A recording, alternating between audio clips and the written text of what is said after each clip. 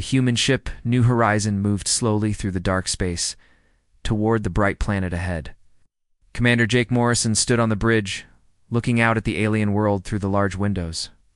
This was their first time meeting the Zentari, and Jake felt nervous about what would happen next. "Sir, we're getting a message from the planet," said Lieutenant Ryan Brooks from his station. The young man had been working on learning the alien language for months during their long journey. "Put it on the main screen," Jake ordered. The screen flickered and showed a tall, blue-skinned alien with 4 arms and yellow eyes. The creature wore what looked like a military uniform covered in metal decorations. "Human ship. I am Admiral Vexstar of the Zentari Empire. You will follow our ships to the meeting place. Do not try any tricks, or we will destroy you." Jake nodded to his crew. "Send our reply, Brooks. Tell them we understand and will follow their lead." The alien ships that came to guide them were huge. Each one was at least 3 times bigger than the New Horizon. Their dark metal hulls had sharp edges and glowing red lights that made them look dangerous. Jake counted 12 of them, forming a circle around his small ship. Captain Lisa Harper stood next to Jake, watching the alien ships carefully. She had been a military analyst for 20 years and knew how to study enemy forces. Something about these ships made her pay close attention to every detail. "They're showing off," she said quietly to Jake. "Now look how they're flying." Perfect formation, but not practical for real fighting. Jake trusted Lisa's judgment. She had helped win 3 wars by figuring out how enemies fought. If she thought something was important, he would listen. The journey to the meeting place took 2 hours. During that time, more Zentari ships joined them. By the time they reached the asteroid field where the meeting would happen, Jake counted over 200 alien warships. The sight made his stomach feel tight with worry. "That's a lot of firepower," said Peter Collins, the chief diplomat. He was supposed to handle all the talking with the aliens. "I hope they just want to talk." Admiral Vexstar's voice came over the radio again. "Humans, you will watch our fleet exercises. We want you to see the power of the Zentari Empire. Then we will talk about your future." The New Horizon was moved to a safe distance from the asteroid field. Jake and his crew watched as the massive alien fleet began to move. What they saw next made everyone on the bridge go silent. The Zentari ships moved like dancers in perfect time with each other. Groups of 20 ships would fly in complex patterns, weaving between the floating rocks without hitting anything. Their weapons fired bright beams of energy that turned huge asteroids into glowing dust in seconds. "Look at those plasma cannons," whispered Dr. Helen Wade, the team scientist who studied alien life. "The energy output must be incredible." The demonstration went on for hours. The Zentari showed different attack formations, defensive moves, and weapon systems. They had shields that could stop anything, or so it seemed. Their ships could change direction faster than human ships could even turn. When they fired all their weapons together, the light was so bright it hurt to look at. Lisa Harper took notes on everything she saw. She wrote down the timing of their movements, the patterns they used, and how long their shields stayed in each position. The other crew members thought she was just being careful, but Lisa saw something else. She saw the same moves being repeated. The aliens were following rules, like a dance they had practiced many times. "Captain Harper, what do you think?"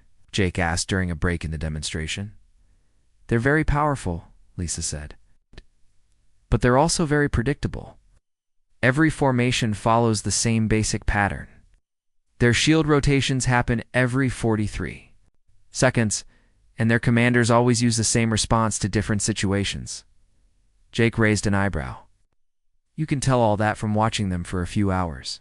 "It's what I do, sir. I find patterns in how enemies fight. These Zentari have patterns everywhere." The demonstration continued for 3 full days. Each day brought new displays of Zentari military might. They showed how their fleets could surround entire planets, how their weapons could destroy enemy ships from great distances, and how their shields could protect them from any attack. But each day, Lisa Harper's notebook filled with more observations. She noticed that the Zentari used the same mathematical sequences to plan their moves. She saw that their communication signals followed predictable timing. Most importantly, she realized that the aliens were showing off their best tactics. thinking the humans were too primitive to understand what they were seeing. On the third evening, Admiral Vexstar contacted the New Horizon again. This time, his yellow eyes seemed to glow with confidence. "Humans, you have seen the power of the Zentari Empire. We have conquered 47 different species across the galaxy. Our fleet is unstoppable. Our weapons are the most advanced in known space. Our shields have never been broken." The Admiral paused, letting his words sink in. "Now we give you a choice.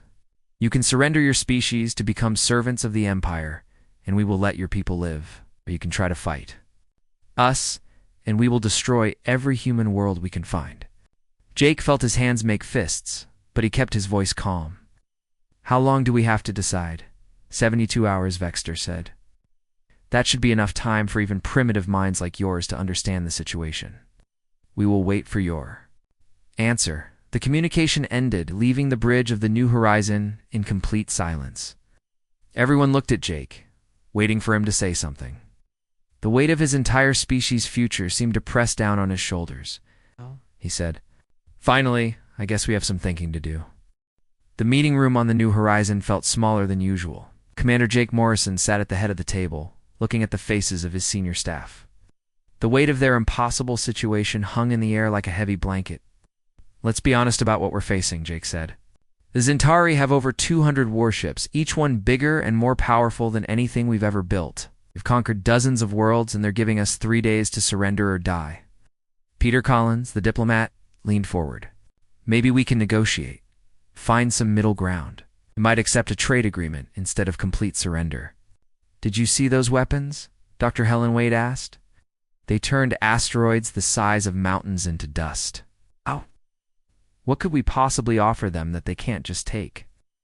Jake turned to Captain Lisa Harper, who had been quiet since the meeting started.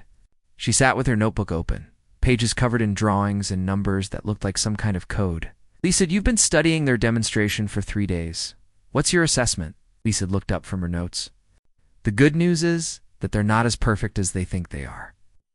The bad news is that they're still powerful enough to destroy us easily." "Explain the good news part," Jake said. Lisa flipped through several pages of her notebook. "The Zentari follow patterns in everything they do. Their attack formations are based on mathematical sequences. Their shield rotations happen at exactly the same intervals every time. When their commanders face different problems, they always choose the same solutions." Lieutenant Ryan Brooks, who had been listening to Zentari communications, nodded. "She's right about the patterns. I've been recording their radio traffic during the exercises. They use the same command phrases for the same situations.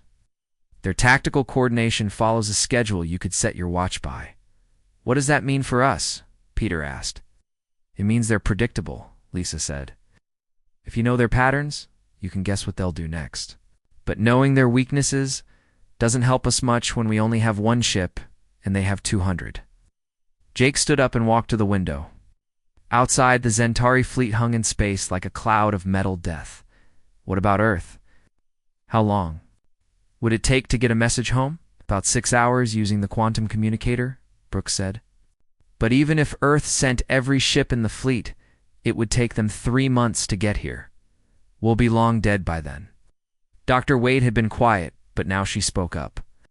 "I've been thinking about Zentari psychology from what I observed during the demonstrations. They're natural chauffeurs. They need to prove they're the strongest, the smartest, the best at everything." "How is that useful?" Peter asked. "It means they have weak spots in their thinking," Helen explained. "Species that evolved as top predators with no real competition often develop overconfidence. They don't know how to handle enemies who think differently than they do." Lisa looked up from her notebook again. "Helen's right. The Zentari demonstrated every major tactic they use. They showed us their weapon capabilities, their shield frequencies, their formation patterns, everything. They did it because they wanted to scare us, but they also did it because they're proud of their military." Jake turned back to the table. "Are you saying they made a mistake?" "I'm saying they handed us the biggest intelligence advantage in military history," Lisa said. "I have detailed notes on 17 critical weaknesses in their combat systems. I know the timing of their shield rotations, the blind spots in their sensor arrays, and the mathematical formulas they use to coordinate fleet movements. Brooks added, and I've decoded enough of their communication protocols to predict their command structure. They're not as mysterious as they think they are. Jake felt something he hadn't expected. Hope. Could we actually use this information? If we had the right ships and weapons. Yes, Lisa said. But we don't. The New Horizon is a diplomatic vessel. We have basic shields and no real weapons. What if we could get this information to Earth? Jake asked. What if our military could? Design ships and tactics specifically to exploit these weaknesses? Peter shook his head. Even if that worked, it would take years to build a fleet. We have less than 3 days. Not necessarily, Brooks said. Earth has been developing new ship designs for the past 5 years. The prototype fleet Admiral Stone has been testing, could be ready to deploy much faster than our old ships. How much faster? Jake asked. If they left immediately and used the new jump drives, they could be here in 2 weeks, Brooks calculated. But that still doesn't solve our 3-day problem. Jake smiled for the first time since the Zentari ultimatum. Actually, it does. Lisa, how confident are you in your analysis of their weaknesses? Very confident. Patterns are clear and consistent.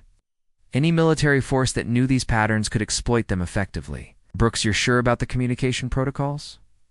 Absolutely. Could probably predict their tactical commands before they give them. Jake made his decision. We're going to transmit everything to Earth.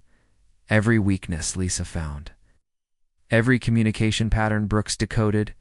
Every psychological insight Helen discovered. We'll disguise it as a routine diplomatic report. What about the ultimatum? Peter asked. They expect an answer in 3 days. We'll give them an answer, Jake said. We'll tell them that humanity rejects their terms. No.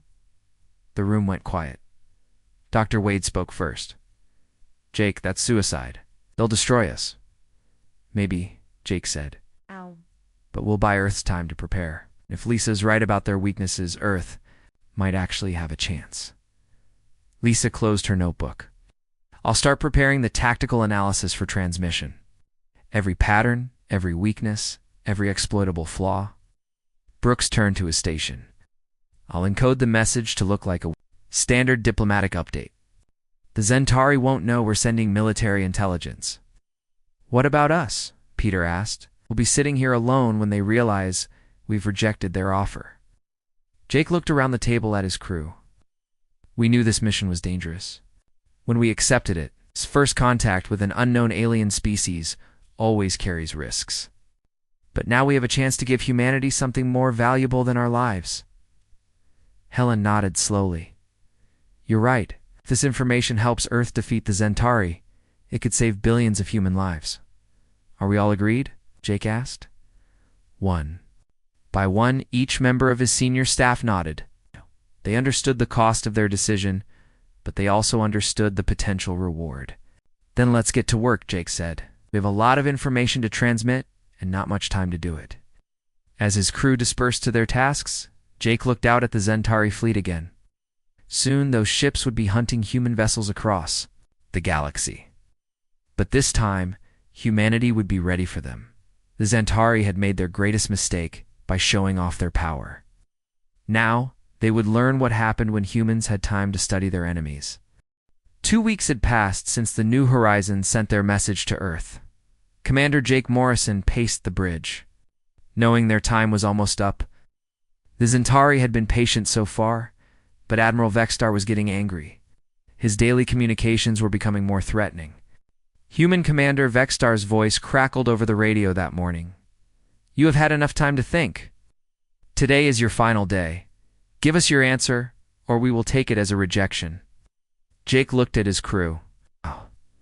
They all knew what their answer would be. They had known it for 2 weeks. Send our reply, Brooks. Lieutenant Ryan Brooks activated the transmitter. Admiral Vexstar, this is Commander Morrison. After careful consideration, humanity rejects your offer of surrender. We will not become servants of the Zentari Empire. The silence that followed seemed to last forever. When Vexstar finally responded, his voice was full of rage.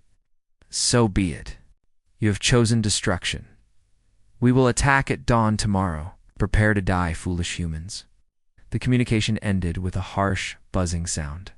Jake's crew looked at him with worried faces, but he saw something else in their eyes. Pride. They had done their duty. "Sir," called out Ensign Tony Blake from the sensor station. "I'm picking up something strange. Hey, there are new energy signatures." Approaching the system, Jake moved to the sensor display. "Show me."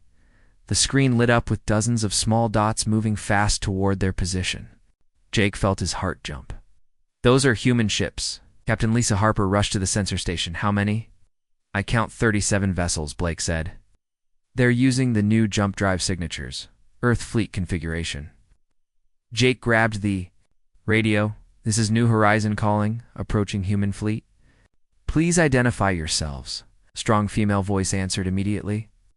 "New Horizon, this is Admiral Christina Stone aboard the battleship Defiant. We received your intelligence package. Excellent work.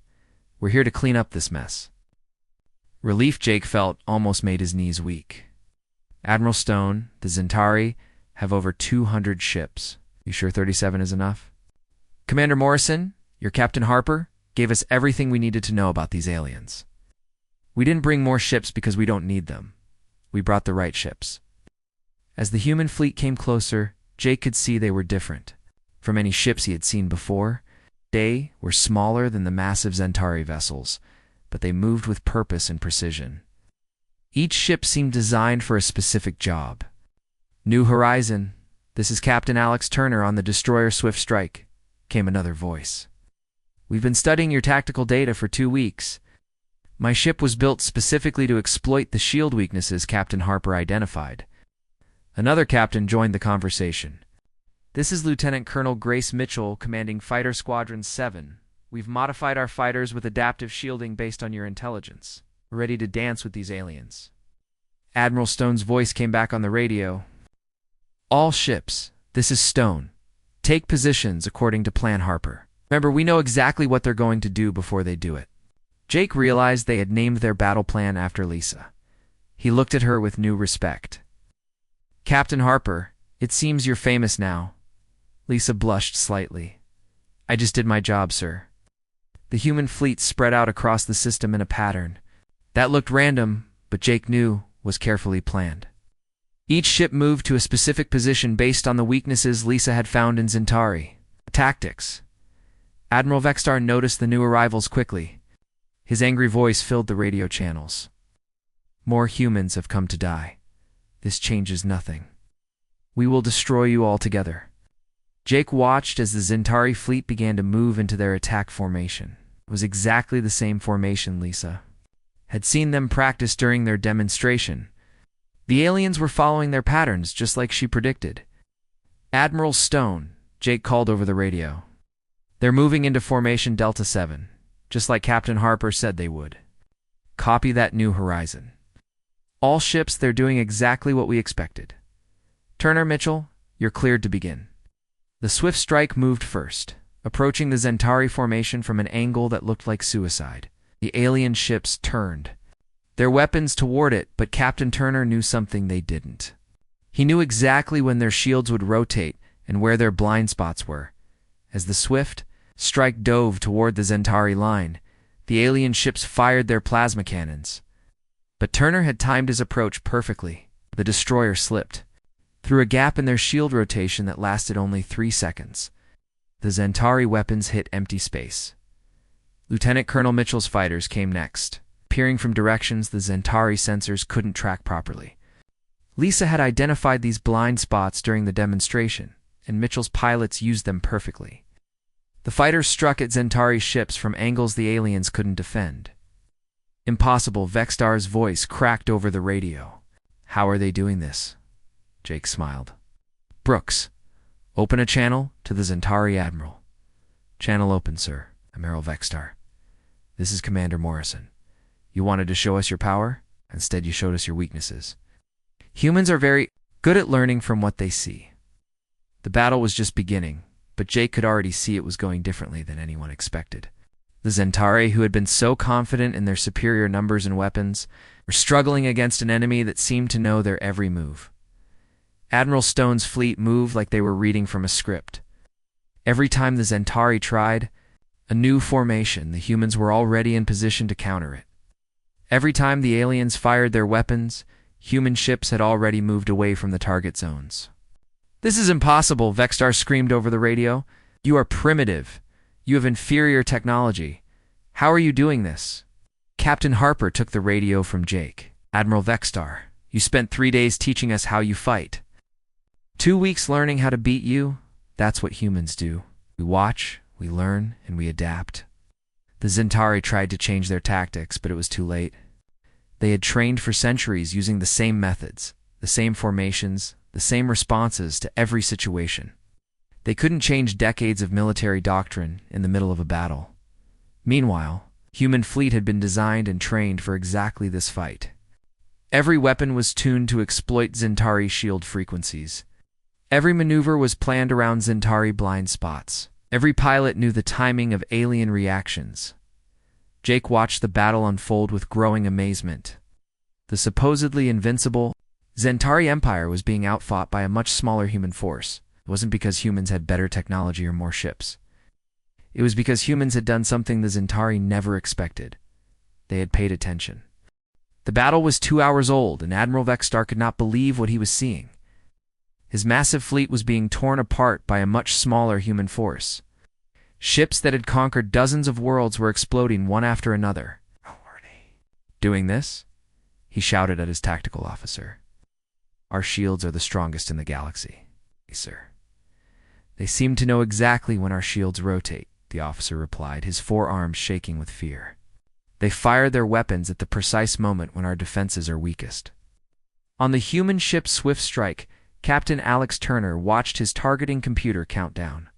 3, 2, 1. Shot his plasma cannon exactly as the Zentari cruisers. Shields rotated. The beam punched through the gap and struck the alien ship's engine section. The cruiser exploded in a ball of bright fire. "That's ship number 12, Turner said to his crew. "Harper's timing calculations are perfect every time." Lieutenant Colonel Grace Mitchell's fighter squadron was having even better success. Her pilots flew through the Zentari formation like they owned the space. The alien ships fired their weapons constantly, but the human fighters were never where the shots were aimed. "Blue leader, this is Blue 3, called pilot Danny Walsh. Over the radio, these aliens are so predictable. They always turn left when their sensors get jammed." "Copy that, Blue 3, Mitchell replied. "Use that information. Hit them from the right side while they're turning."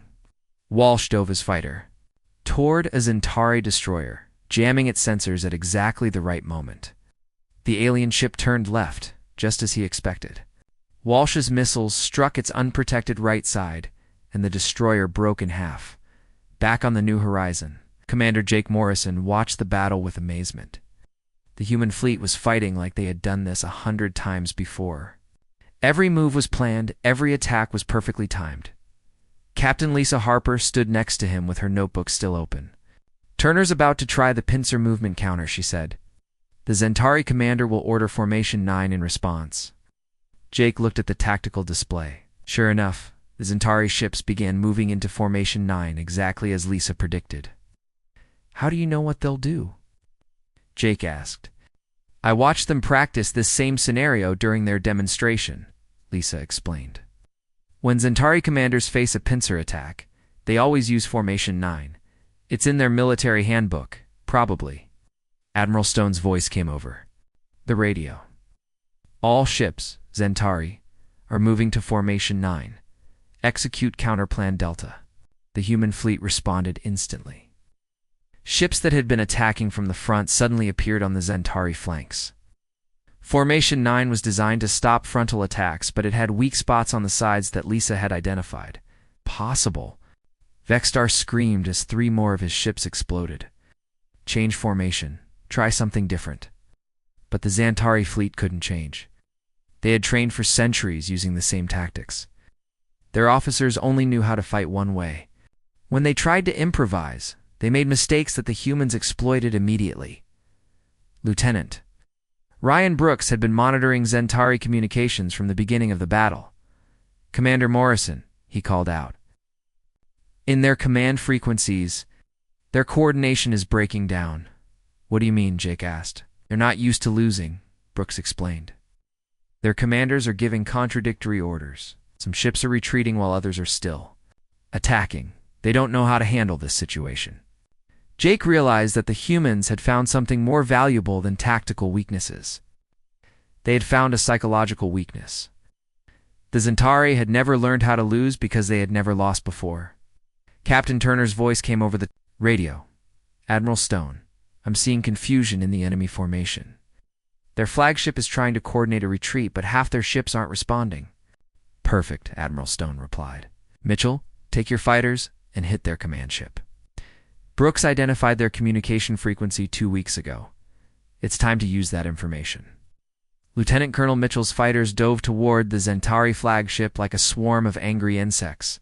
But instead of attacking with weapons, they used electronic warfare systems to jam the Zentari command network at exactly the frequency Brooks had identified.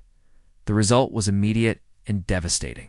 Zentari ships across the battlefield suddenly lost contact with their commanders. Some ships stopped moving completely. Others flew in random directions. Few even fired at their own allies by mistake. Sir, the Zentari tactical officer reported to Vexstar. We've lost communication with 60% of our fleet. The humans have jammed our command frequency. How do they know our frequencies? Vexstar demanded. On the New Horizon, Brooks smiled. Because you broadcast them openly during your demonstration, Admiral. You thought we were too primitive to understand them. The battle turned into a rout. Zentari ships that had seemed invincible just hours earlier were now fleeing in all directions. Many crashed into asteroids because their pilots were panicking. Others shut down their engines and surrendered rather than face destruction. Admiral Stone's fleet pursued the retreating aliens with methodical precision. They didn't chase randomly, followed the exact retreat routes that Lisa had predicted the Zentari would use. Blue leader to all fighters, Mitchell called over the radio. The enemy is retreating along Vector 7, just like Harper said. They would move to intercept positions. Jake shook his head in wonder. Lisa, how did you know which way they would retreat? During their demonstration, they showed us their emergency procedures, Lisa explained. Zentari ships always retreat to the same rally points when their formation breaks. It's probably a safety protocol that saves lives, but it also makes them predictable. By the end of the 4th hour, the battle was over. The mighty Zentari fleet had been destroyed or scattered. Of their original 200 ships, only 47 remained, and most of those were damaged in fleeing toward the edge of the system. Admiral Vexstar's flagship was surrounded by human vessels. His proud warship was burning and powerless. The alien admiral who had been so confident just days earlier now faced total defeat. Admiral, Stone's voice came over the communication channel. Admiral Vexstar, this is Admiral Stone. Surrender your ship, and we will spare your crew. There was a long silence before Vexstar replied.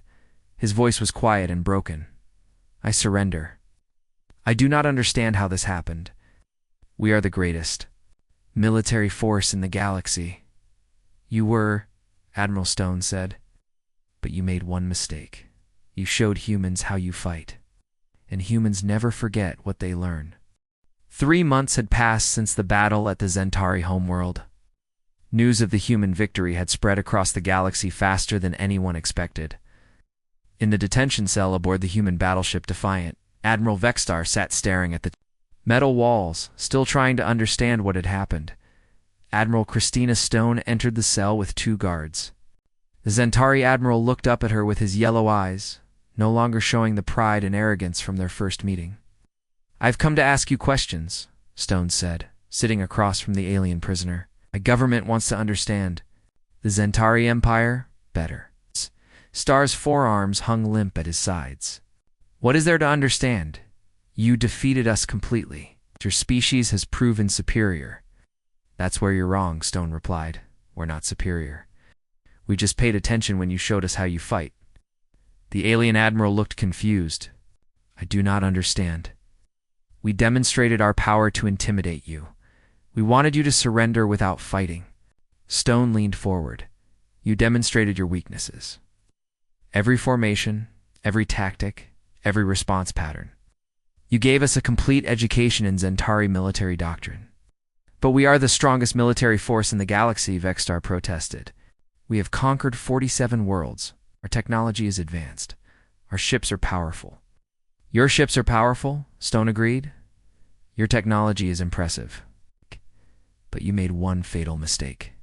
You assumed that showing your strength would make enemies afraid. Instead, it made one particular enemy very knowledgeable. Vexstar was quiet for a long moment. Speak of this, Captain Harper, the one who studied our exercises? Captain Harper is now Admiral Harper, Stone said. She's training officers from 17 different species in the art of tactical analysis. Turns out, a lot of races want to learn how to beat the Zentari Empire. This news made Vexstar's eyes widen with shock. 17 species? The races. You conquered over the centuries, Stone explained. They've been watching our victory and asking for help. Apparently, word travels fast when the mighty Zentari Empire gets defeated by newcomers. Admiral Stone stood up and walked to the small window in the cell. Outside, Vexstar could see dozens of ships from different worlds. Some he recognized as former Zentari subjects. Others were completely unknown to him. We call it the Human Defense Coalition, Stone continued.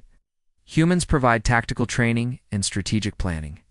Our allies provide ships, resources, and local knowledge. Together, we're making sure empires like yours can't bully smaller civilizations anymore.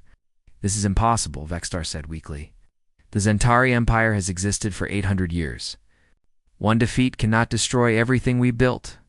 Stone turned back to face him. One defeat can change everything. When that defeat shows everyone else that you're not invincible. Your empire is collapsing because your subject worlds are rebelling. They know now that the great Zentari military can be beaten. She was right.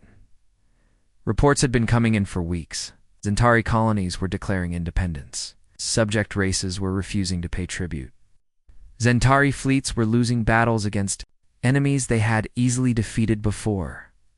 How? Vexstar asked. Were they winning? They're using the same information Captain Harper gathered about your tactics, Stone explained. We've shared it with everyone who asks. Your military doctrine is no longer a secret.